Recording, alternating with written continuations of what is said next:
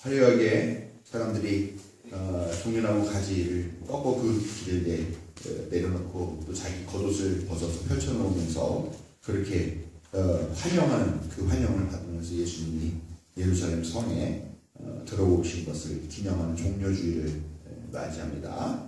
그런데 우리가 이렇게 화려한 입장을 하시는 예수님의 모습을 보시면서 환희나 기쁨보다는 슬픔을 더 느끼게 되는 것은 바로 이 종려주일이 고난의 시작임을 우리가 알기 때문일 것입니다.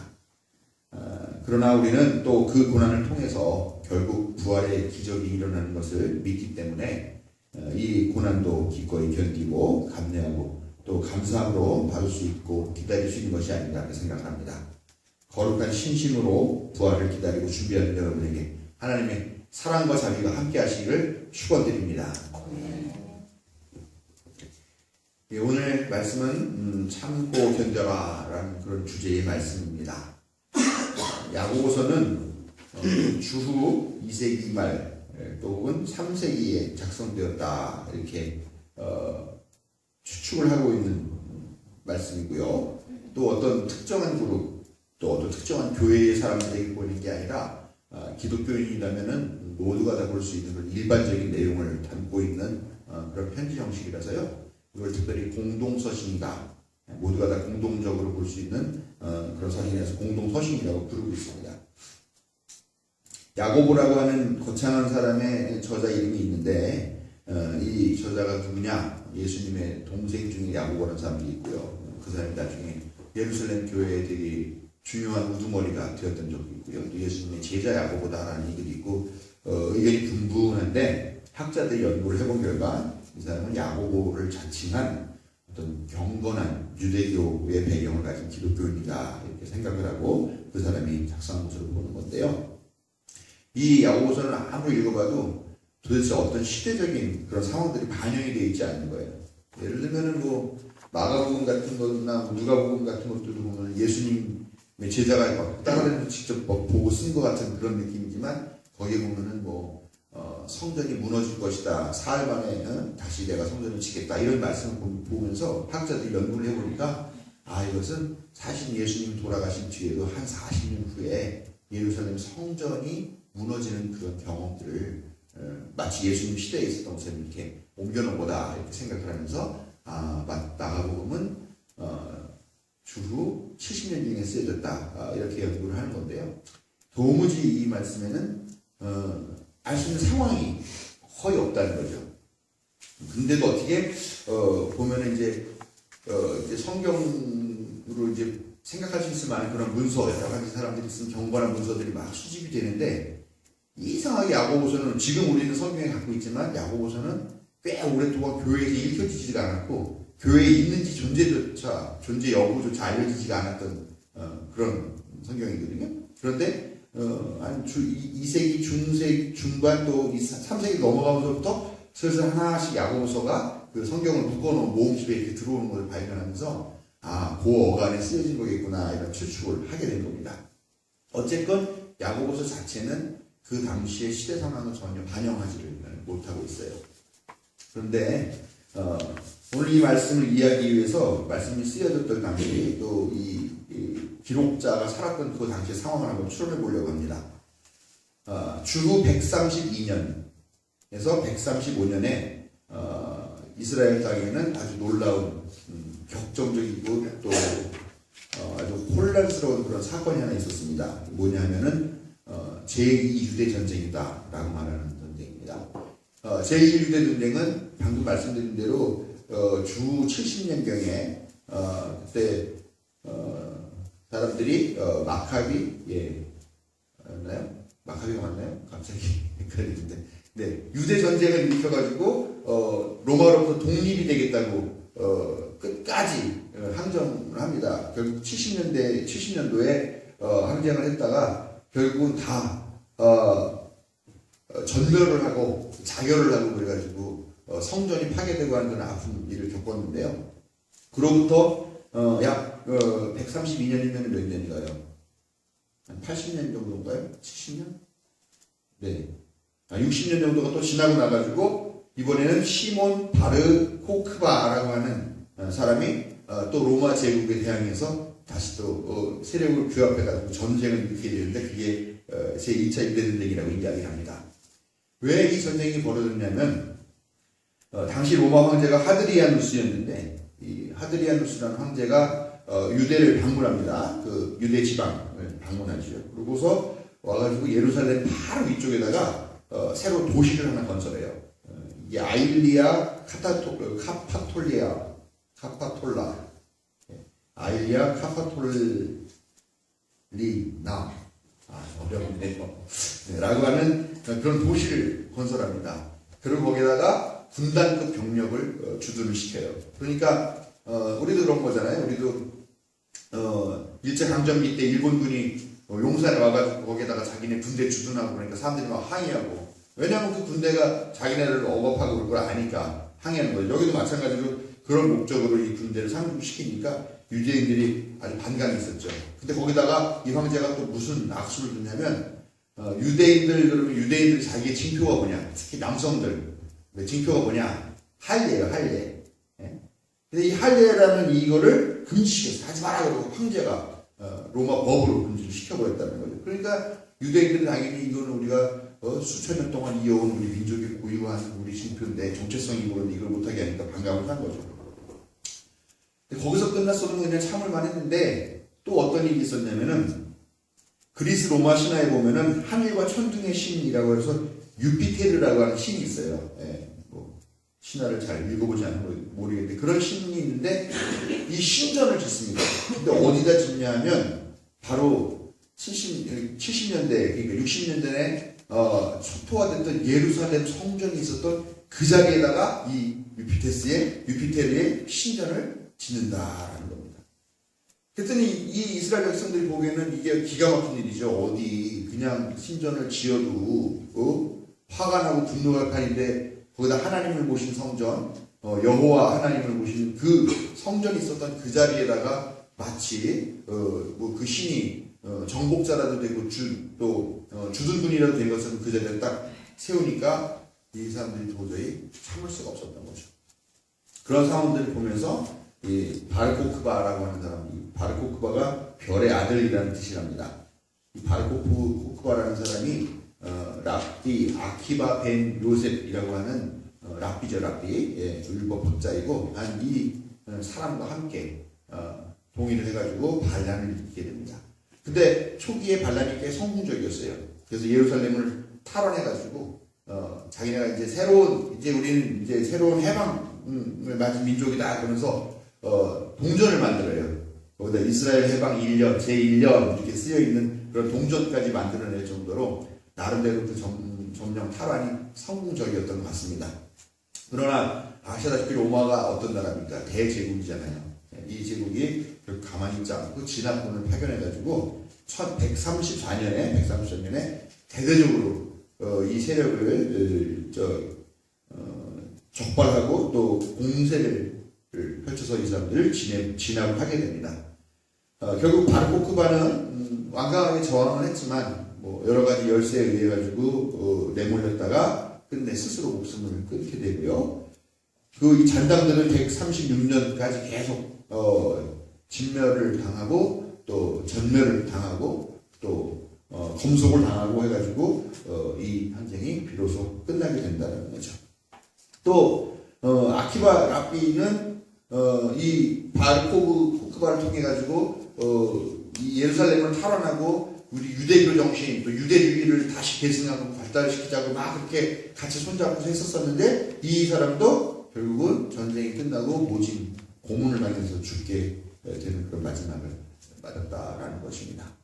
그래서 이런 내용들이 이제 아마 로마 역사에도 많이 기록이 되어 있는 것 같은데 보통 이렇게 몇 년에 걸친 전쟁을 치르고 나서 진압을 하게 되면은 기념비를 세우잖아요. 승전비를 세운다든가 뭐 승전시를 짓는다거나 하는데 그런 뭐 승전비나 뭐 승전 노래나 이런 것들이 문헌에 남아있지 않은 걸 봐서는 아마 승리를 하기는 했는데 로마군도 꽤 많이 고전을 하면서 승리를 얻지 않았겠는가 이런 추측을 합니다. 아무튼 뭐 죽을 각오하고 마지막까지 최후의 1인까지 항전했던 그런 전쟁이었었으니까 꽤 많이 피해가 있었을 것이고 로마군도 피해가 있었고 그러면 또 당연히 그 백성들의 피해가 있었을 것이고 또 그 이후에 엄청나게 또 이들에 대한 탄압이 있었을 것이고 그런 것들을 예상할 수 있는 그런 시대였던 거죠. 이 전쟁의 결과가 남아있는 자료를 통해서 보니까요. 유대인들의 거점 요새가 50개가 파괴됐고요. 그 다음에 마을이 폐허가 됐는데 985개의 마을이 폐허가 됐다고 합니다. 사망자는 약 58만 명. 58만 명이면은 지금으로 따지면 웬만한 시 하나가 없어진 그런 숫자죠. 그리고 나서 또 유대인들은 다 끌려가서 노예로 팔려가고요. 또 노예로 팔려가는 게 아니면 강제로 다 이주를 당해서 여기저기 흩어지게 되는 그런 상황이 됐고요. 또 그때 당시까지는 유대야라고 부르던 그 지방이 이름이 바뀌었어요. 팔레스타인이고요. 지금 우리가 팔레스타인하는 게 바로 이때 130년경에 이때 이름이 바뀐 게 지금까지 우리가 팔레스타인 지방 이렇게 얘기를 하게 되는 거죠. 그리고 예루살렘은 그나마도 파괴가 됐을 텐데 거기를 또 완전히 초토화를 시켜버렸고요. 그 아예 이름도 아일리아 카파톨리나라고 하는 그 이름으로 바꿔버립니다. 그러니까 그때부터 예루살렘이라는 건 이제 없어진 거예요. 동네 이름이요. 그리고 거기에다가 로마식 도시를 다시 재건을 했고요. 그러면서 모든 유대인들을 다 예루살렘에서 쫓아내는데 다시는 여기에 못 들어오게 그렇게 만든 겁니다. 이때부터 1945년 이스라엘이 다시 재건하는 그때까지 이 예루살렘이라는 곳은 더 이상 이 유대인들, 이스라엘 사람들과 뭐 관계가 없는 그런 땅, 그런 지명이 되어버렸던 거죠. 그러니까 지금 이 이스라엘 사람들이 갖고 있는 그런 참담한 마음이라든가 그거에 대한 간절한 마음들을 좀 느낄 수 있을 것 같죠.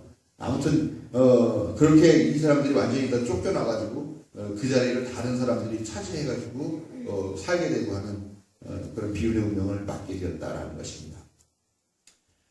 제가 이렇게 장황하게 이야기를 쭉 들었는데 한번 여러분들이 그런 상상을 한번 해보세요. 독립전쟁을 일으켰다가 그것이 무참하게 진압이 되고 난 다음에 그들의 삶은 어땠을까 하는 걸 한번 생각해 볼 수 있죠. 일단 뭐 정치적으로는 어떻겠습니까? 가만 놔두지 않았겠죠. 이제 2명만 모이고 3명만 모여도 이놈들이 또 무슨 역적 모의하는 거 아닌가 그러면서 다 끌어다가 신문을 하겠죠. 뭐 신문을 하면 그냥 신문하겠습니다. 두들겨 패면서 온갖 모신 고문을 다 하면서 신문을 했겠죠. 예. 또 이놈들이 배부르면 독립 생각한다 그러니까 더 못살게 굶기고 경제적으로 또 수탈해가고 하는 그런 일들이 있었을 거죠. 또 그동안 수천 년을 한 가족같이 그렇게 모여가지고 살던 그런 공동체가 다 파괴돼가지고 한 놈은 저 경상도로, 한 놈은 전라도로, 좀 함경도로 막 이렇게 다 뿔뿔이 흩어져가지고 자기 고향을 떠나야 되는 이런 상황이 생겼을 것이고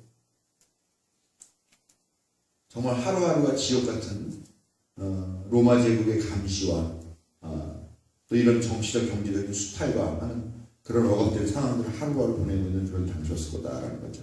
여기에 제 생각에는 기독교인들에게는 더 힘든 그런 시절이 아니었을까 생각을 합니다. 왜냐하면 기독교인들이 제일 잘하는 게 뭐예요? 어렵고 힘든 사람들 찾아가면서 구제해주고 먹을 거 주고 나눠주고 위로해주고 기도해주고 하는 게 기독교인들이 제일 잘하는 거잖아요. 그거는 뭐 저는 잘 못하긴 하지만 그 사도행전 보면 초대교회에서 그런 일들을 많이 하면서 초대교회 사람들이 다 가족같이 그렇게 지냈던 거 아니에요. 이런 상황들을 보면서 아마 당연히 예수님을 따라 살던 예수 정신이 살아있던 그 사람들은 그런 것들을 보면서 가만히 있지 않고 그 사람들을 찾아가면서 위로해주고 기도해주고 하면서 구제를 하고 또 도와주기도 하고 이런 일을 했어요. 사실 뭐 넉넉한 시절도 아니었을 텐데 자기 먹을 것도 없는 그런 시절이었을 텐데 그걸 갖다가 더 어려운 처지에 있는 사람들에게 나눠주는 그런 일들을 아마 하면서 이 사람은 더 힘들지 않았겠는가 그런 생각을 하게 됩니다. 뭐 어떻게 했어요? 이 사람들도 그냥 마음속으로 생각하는 건 한 가지죠. 아니 예수님이 다시 오셔서 이런 잘못된 세상들을 다 갈아엎고 뒤집어엎고 하나님 나라 만들어주신다고 약속하셨는데 그러면서 가시면서 아마 너희들 중에 죽기 전에 내가 다시 온 것을 보는 사람이 있을 거다라고 약속했기 때문에 분명히 곧 다시 오실 것이라는 그런 확신을 갖고 기다리고 했는데 벌써 100년 지나고 150년 정도가 지난 이런 때까지 됐는데 왜 주님은 여전히 안 오실까? 우리가 얼마나 더 기다려야 될까? 하는 그런 간절한 마음들이 있었겠죠. 그러나 안 왔어요. 약속을 지키지 않겠죠. 분명히 예수님이 너희들 중에 죽기 전에 내가 다시 올 것을 보는 사람이 있다고 말씀하셨는데 그 사람들 다 죽어 없었어요. 이제 그 손주들이 죽을 때를 기다리고 또 그 손주의 손주들이 이제 나이가 차서 어떻게 될지 모르는 그런 상황까지 됐음에도 불구하고 여전히 예수님은 오지 않으셨다는 것이죠. 그런 상황에서 이 사람들은 어떻습니까? 이제 야 예수님이 그 세상 개벽되는 걸 좀 볼까 했더니 다 틀렸다. 예수 결국은 사기였구나. 수많은 사람들이 자기가 와서 내가 그리스도다, 내가 해방자다라고 얘기했던 그 많은 가짜 그리스도와 똑같이 예수도 가짜 메시아였나 보다. 이런 생각을 하면서 떠나가고 믿음을 저버리고 했던 사람들도 분명히 나오기 시작하지 않았겠느냐. 이런 생각을 할 수가 있다라는 것입니다. 이처럼 예수님이 어서 오셔야 될 텐데 올 생각은 없고 예루살렘은 완전히 변해서 이방인의 도시가 되었고 하나님의 자녀들인 우리는 예수 운동을 좀 이어오겠다고 이렇게 아둥바둥하는데 이런 힘겨운 나날들을 보내는데 예수님은 정말 다시 오시긴 하시는 걸까 하는 그런 내면적인 그런 절망감과 그런 배신감과 또 이런 사회정치적 상황 때문에 당하는 그런 고통과 절망과 억압 이런 것들 때문에 막 분노가 치밀고 야, 이 개같은 세상 그냥 팍 불 질러버리고 그냥 같이 죽어버리자 뭐 이런 생각을 할 수도 있겠죠. 아니면 야 예수님은 아직 오시지 않았지만 올 거야 그러면서 어디 산속에 들어가가지고 막 랄랄랄랄라 하고 막 치고 막 찬양하면서 열광주의에 빠져가지고 세상을 등지고 사는 그런 사람들도 있었을 거고요. 또 이미 예수님이 말씀하신 재림의 모습은 이런 모습이 아니라 다른 모습이야 하면서 어떻게 할까? 우리가 예수님을 그럼 만나러 가자. 어떻게 해요? 자살하죠. 옛날에 영생교 우리 한국에서도 그런 일들이 벌어졌었는데 그렇게 특별한 방법을 통해 가지고 신과 만난다라고 하는 그런 극단적인 방법을 택하면서 그런 잘못된 신앙으로 빠지는 사람들도 있었을 것이고 이리저리 외면하고 회피하는 사람들도 분명히 있었을 것입니다. 그런데 이런 상황에 오늘 야고보서 저자는 견뎌라, 기다리고 견디고 참아라 라고 권면하고 있더라라는 것입니다. 만약에 여러분들이 지금 그런 상황에 처해 있다고 그러면 이 야고보서의 권면이 어떻게 들리실 것 같아요? 아멘, 힘이 납니다, 감사합니다 이렇게 들릴 것 같습니까? 아니 뭐 예수님도 온다 그랬는데 안 오셨는데 무슨 뭐 그까짓 또 거짓말하고 써 이런 생각이 들겠습니까? 어떨 것 같습니까? 장모님 어떠실 것 같아요? 별 생각 없을 것 같아요. 아 예, 왜 그럴 생각이 없을까? 그냥 참으려면 참아야지. 네, 참으라면 참아야죠. 신문서를 갖고 오십시오 그럼. 네, 다음 주일날. 네.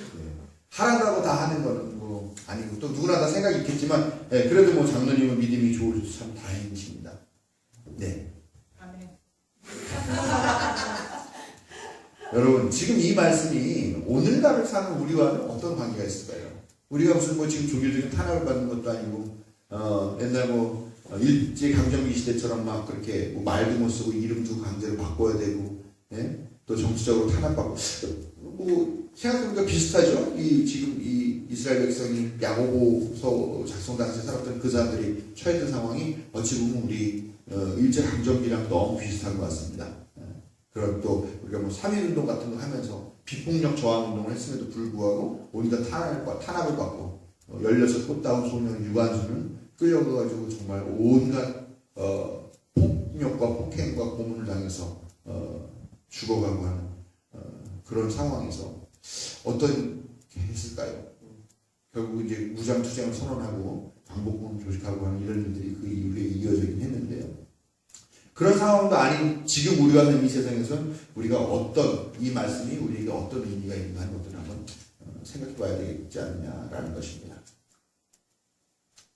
오늘 오후에 우리가 이제 묵상과 생활하는 기도회를 하면서 여러분들이 한 달 살아왔던 이야기를 이렇게 들을 수 있을 것 같은데요. 바라기는 별로 좋은 일이 없는 그런 생활들이 많긴 합니다만 그럼에도 불구하고 이렇게 분노와 절망 이런 막연한 기다림 이런 것들보다는 좀 의미 있고 가치 있고 또 감사한 그런 이야기를 더 나눌 수 있으면 좋겠다. 그리고 저 역시도 마치 야고보서를 쓴 사람 같이 그런 심정이 돼서 참고 견디고 기다립시다 라고 하는 말밖에 할 수 없을 것 같다는 생각이 들긴 합니다. 여러분, 지금 우리 살고 있는 세상은 정말 많은 분노할 일들이 있지 않나라고 생각합니다. 그리고 돼가는 상황을 보면 이게 희망적이기보다는 좀 절망적인 상황들이 더 많지 않나라는 생각을 해요. 지난주였죠. 지난 4월 지지난주네요. 지지난주하고 지난주까지 우리 한국 사회에 엄청나게 큰 사고가 하나 있었죠. 고성 산불 사고가 있었습니다. 그래서 막 대통령이고 뭐 국민이고 막 의용 소방되고 막 하면서 다들 걱정하면서 그 불을 끄려고 하고 막 그러고 있었었는데 어떤 정치인이 이런 트윗을 했습니다. 촛불 정부 하더니 산불이나 내고 있구나 이런 소리를 했어요. 야, 참.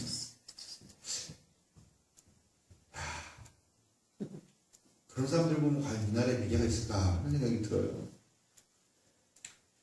그런 일뿐만이 아니죠. 지금 뭐 요즘 제일 잘 팔리는 약이 무슨 약인 줄 아세요? 마약입니다. 엄청 많이 팔리고 있어요. 뭐 방송인, 연예인, 뭐 가정주부 학생들에게까지 이미 마약이 널리 퍼졌다는 얘기가 있는데 이런 것도 이제 실질적으로 확인이 되고 있는 지금 상황이 됐고요. 또 버닝썬 사태로 촉발된 그런 성폭력, 또 사진, 영상 이런 것들, 또 불법 유통 이런 문제들도 지금 계속 문제가 되고 있고, 장자연 씨 사건 지금 다시 재심 제대로 하라고 막 올라오고 있습니다만 오히려 막 무고로 지금 뭐 고소했다라고 하고, 또 김학의 사건도 그렇죠. 김학의 이 사람 너무나 명확한 증거가 있는데 오히려 또 지금 윤지호 씨가요, 그분을 윤지호 씨가 이쪽이 아니구나. 성피해 여성, 그 사람을 이제 무고로 또 고소했다고 하는 그런 이제 뉴스도 나오고 있습니다. 야, 얼굴이 어쩜 이렇게 두꺼울까? 근데 사태가 이렇게 된 이유가 뭐냐면 또 보면 경찰과 검찰이 부패해서 그런 거라는 거죠. 거기에 정재계 인사 권력자들이 다 엮여가지고 서로 주거니 받거니 하면서 올려주고 내려주고 하면서 그렇게 해서 이런 사건들도 키우고 너무나 명확한 증거가 있었는데 그걸 어저께 뉴스인가 봤더니 김학의 사건은 그렇더라고요. 저화질 화면이 있어서 그걸 열심히 봤는데 김학의인지 아닌지 알 수 없다. 그렇기 때문에 그 나중에 고화질 영상을 봤대요. 그랬더니 이거를 왜 증거를 채택하지 않았냐 했더니 이건 첫 봐서 그 사람인데 뭐하러 이렇게 검사에 이렇게 얘기를 했대요. 그러면서 증거를 채택을 안 했다는. 야, 이게 말입니까 방구입니까? 이게 이런 상황이 지금 이 시대에서 이렇게 벌어지고 있다라고 하는 것은 참 기가 막힌 상황이죠. 소방관 국가직 해야 된다 이랬더니 국가직이 아니라서 불을 못 끄냐? 야, 참 기가 막힙니다. 기가 막혀요. 돈 없어가지고 만약에 이번에 고성에 산불 났는데 그냥 지방자치단체 내에 있는 그 소방관들로만은 불을 전혀 못 잡는다 그러잖아요. 그죠?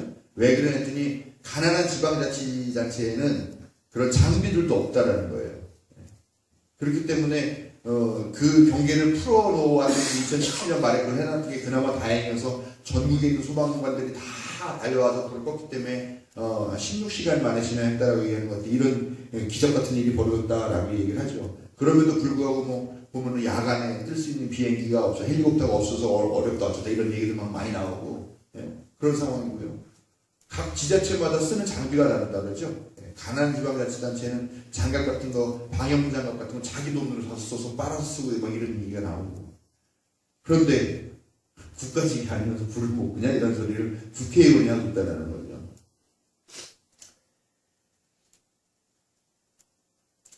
그 다음에 국가 경쟁력이 지금 계속 약화되고 있습니다.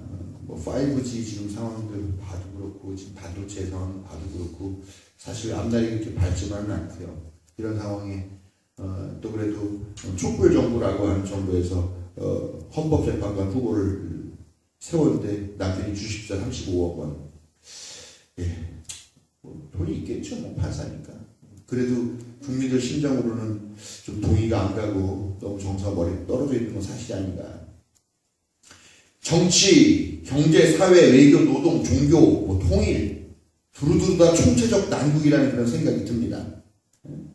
국민들의 복지를 위한 정책들이 하나둘 발표되지만 이를 발목 잡고는 수구 세력 때문에 우리가 뒷골을 잡기도 하죠.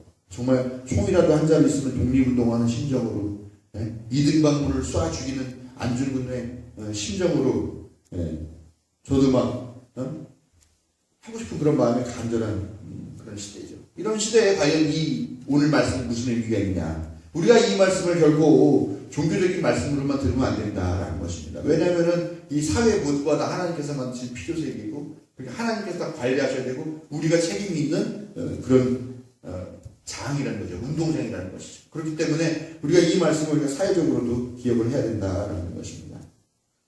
주님이 오실 때가 가깝다라고 오늘 이 말씀을 보면 계속 설득하고 있습니다. 주님 오실 때가 가깝습니까? 여러분 어떻게 생각하세요? 예수님이 금방 오실 것 같이 하셨는데 지금 벌써 150년, 100년, 150년이 지난 이 시대에 예수님이 안 와가지고 예수님 왜 안 오십니까? 제발 와주세요. 이렇게 절규하고 있습니다. 그로부터 약 1900년이 지난 지금 예수님 여전히 안 오셨습니다. 제가 볼 때는 우리 세대는 안 오십니다. 믿음을 버리세요. 그런 세대는 기다리지 마세요. 그러나 대신 우리가 그런 하늘에서 구름 타고 막 이렇게 오는 어떤 동화 속에 신화 속에 있는 그런 재림은 우리가 포기해야 되지만 대신에 예수님께서 하나님께서 우리에게 주신 새로운 약속이 있는데 그게 바로 내면적이고 또 내세적인 어떤 그런 부활의 약속이라는 거죠. 그런 재림의 약속이라는 거죠. 우리가 죽은 다음에 다시 부활할 것은 우리가 당연히 믿고 있습니다만 그러나 또한 우리의 내면적인 그런 부활 그런 회복도 믿어야 되겠다라는 겁니다. 예수님이 지금 당장 안 오시고 우리 세대도 안 오시고 앞으로도 언제 오실지는 기약이 없는 그런 상황인 것은 분명합니다만 그렇지만 우리는 종말론적인 삶을 살아야 된다는 얘기죠. 종말론적인 삶이라는 게 뭐냐면 오늘이 마지막 가치라는 얘기입니다. 종말은 오늘이 진짜 마지막이야. 그래서 오늘이 진짜 마지막이라고 생각해서 집 다 팔고 다 산속 들어가가지고 쉬고 간다고 막 그렇게 사람들이 있는데요. 우리는 오늘이 종말론이야. 오늘이 종말이야가 아니라 종말론적이야. 이렇게 이야기하는 거예요. 그 말은 뭐냐면 오늘이 실제로 끝은 아니지만 오늘이 정말 마지막인 날처럼 사는 거야. 그래서 우리가 이 상황을 맞으면서 오늘 꼭 해야 할 일, 오늘 우리가 크리스찬으로서 부름받아서 해야 할 일이 무엇인가 하는 것들을 오늘 꼭 해야 된다는 거예요. 이제는 이런 재림의 예수님 기다리는 의미가 없다는 것이죠. 우리가 이제 새로운 종말, 새로운 재림을 기다리는 삶의 방식으로 바꿔야 된다라는 겁니다. 오늘 말씀 보니까 잘 견디고 잘 참아라 그러면서 농부를 예를 듭니다. 농부가 어떻습니까? 농부 여름에 봄에 되면 열심히 해서 밭 막 갈고 우리 한 부장님이 이사 가셔가지고 텃밭 때문에 지금 요즘 허리가 휘고 있다고 이렇게 얘기를 합니다. 그래서 아니 뭐 상추를 하면 뭐 비가 오면 뭐 땅도 북돋아줘야 되고 막 그래서 아니 상추 내다 팔 거예요 그렇게 했는데 농부들이 그렇게 씨를 뿌리고 난 다음에 어떡합니까? 이른 비가 오고 늦은 비가 오고 하면서 그냥 기다릴 뿐이죠. 하나님께서 비를 주시겠지. 하나님께서 물을 주시겠지. 그러다 보면은 결국 이것이 결실을 하겠지. 그럼 그때 수확하면 되겠지. 이런 믿음들이 있다라는 거죠. 낙관적인 그런 마음들을 갖고 포기하지 않습니다. 올해 농사 완쳤다고 농부가 내년 농사 안 했습니까? 또 농사를 져요. 몇 년을 농사를 망해도 또 집니다. 강원도에 계신 우리 부모님이 그러신데 그게 농부의 마음이라는 거죠. 그 이야기가 더불어서 예언자들 또 욥의 이야기. 욥의 그 고난은 억울하잖아요. 사실 잘못한 게 아무것도 없는데 오히려 더 잘하면 잘했지 더 섬기면 섬겼지 그랬는데 억울한 그런 상황들을 맞았단 말이죠. 그러나 참고 견디고 자기의 억울함이 풀어질 날을 기다렸고 예언자들 어떻습니까? 왕들에게 쫓겨다니고 도망다니고 하면서 무슨 까마귀가 물어다 주는 빵 조각 먹고 여러분 그게 우리가 들을 때는 까마귀가 물어다 줄 때 대단하다 기적이다 그러지. 여러분 비둘기가 이렇게 먹던 걸 먹을 수 있습니까? 더럽죠. 생각만 해도 아주 끔찍한데 그걸 기적이라고 그렇게 했으니까 그게 감사하려고 했는데 사실 그걸 뜯어보면 그게 조류독감 걸리죠. 그런데 그거를 그런 상황에서 견디고 하면서 결국은 하나님께서 승리의 그날을 보여주신 거를 맛보게 되더라라는 거예요. 그들이 참고 견디었기 때문에 역사가 변화하게 되었고 역사가 변하는 것을 보게 되었다라는 것입니다. 예. 그리고 또 서로 원망하지 말라. 예. 참고 기다리면요 원망하게 돼요. 서로. 너 때문에 이렇게 쓸데없이 기다렸어. 진작 나갈 걸 너 때문에 여기서 지금 이렇게 된 거 아니야? 예수님 때문에 오지도 않을 거면서 이렇게 우리 가르친 저 목사가 잘못이야 이러면서 원망하면서 그 공동체가 붕괴되는 그런 상황들이 있는데 원망하지 말고 참고 견디고 기다리라라는 거죠. 그런 사람은 복되다라고 약속하십니다. 복돼서 얻는 결과가 뭐냐? 하나님 나라. 하나님 나라. 아직 오진 않았지만 반드시 올 거라는 확신을 가지고 버티고 기다리고 참고 인내하고 원망하지 않고 할 때에 우리는 반드시 하나님 나라라는 이 귀한 복을 얻게 될 줄로 여러분 확신하시길 바랍니다. 여러분 악이 횡행하고 가득한 것처럼 보이지만 결국은 의가 승리합니다. 얼마나 정말 세상에 악이 같이 있습니까? 그러나 중간중간 때마다 우리가 그런 악들이 뒤집어 엎어지고 정의의 결말을 만든 걸 보지 않습니까? 물론 그것이 다시 꺾여지지요. 그러나 다시 그 정의가 승리하고 계속 이런 역사적인 반복을 나선 형식으로 계속 상향하면서 반복하고 있는 게 지금 우리의 역사라고 하는 것입니다. 그리고 그 끝에는 하나님께서 주시는 궁극적 의의 최후 승리가 있다는 것을 우리가 전혀 의심하지 말고 오늘 하루를 살아야 될 줄을 믿습니다. 또 어떻습니까? 예수님 이야기를 할게요. 뭡니까? 예? 3년 동안 열심히 다니면서 뭐 땡전한푼 생기는 거 없이 오히려 자기 내주고 하고 뭐 섬기고 위로해주고 뭐 하다가 결국은 십자가 달려서 죽기까지 합니다. 뭐야 내 인생? 아버지 내 인생 이렇게 해야 하려고 날 여기 보내십니까? 날 이렇게 고통스럽게 하시려고 보내신 겁니까? 거기서 포기하고 그냥 원하시면 내려올 수 있었어요. 그 십자가에서. 그러나 내려오시지 않았죠. 죽기까지 마지막까지 참고 견디고 인내하고 기다리고 원망하지 않았다라는 거죠. 십자가 달려 죽었습니다. 끝났습니다. 그 끝은 단 3일밖에 이어지지 않았어요. 3일 후에는 그 무덤을 열고 부활해서 나오셨다라는 겁니다. 결국은 하나님이 승리하고 결국은 의가 승리하고 결국은 예수님이 부활하신다라고 하는 이 귀한 사실을 오늘 이 힘들고 어려운 상황에서 우리 마음속에 분명하게 기억해야 됩니다. 마침 오늘 종료주일을 겪고 이제 이번 주간이 고난주간이 시작이 되죠. 뭐 세족 목요일 그다음에 성금요일 날 생각해보니까 하루라도 참 다행이에요. 예수님 고난 당하신 게.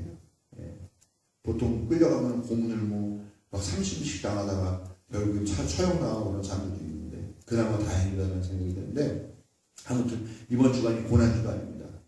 끝난 것 같이 보이죠.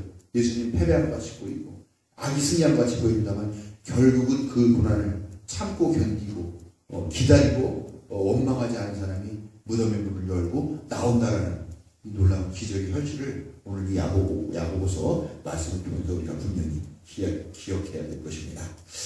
예, 결국 하나님이 심판하셔서 이긴다는 것, 또 예수님이 죽음을 이기시고 부활하신다는 것을 확신하고 또 기다리며 견디시는 여러분들, 그리고 결국 하나님 나라가 세워지는 귀한 복을 받게 된다는 이 믿음을 가지고 이 고난주간을 보내는 성도 여러분들에게 또 성도 여러분들의 믿음이 든든한 반석 위에 서게 될 것을 저 또한 확신하며 하나님의 특별하신 은혜가 가득하기를 축원드립니다.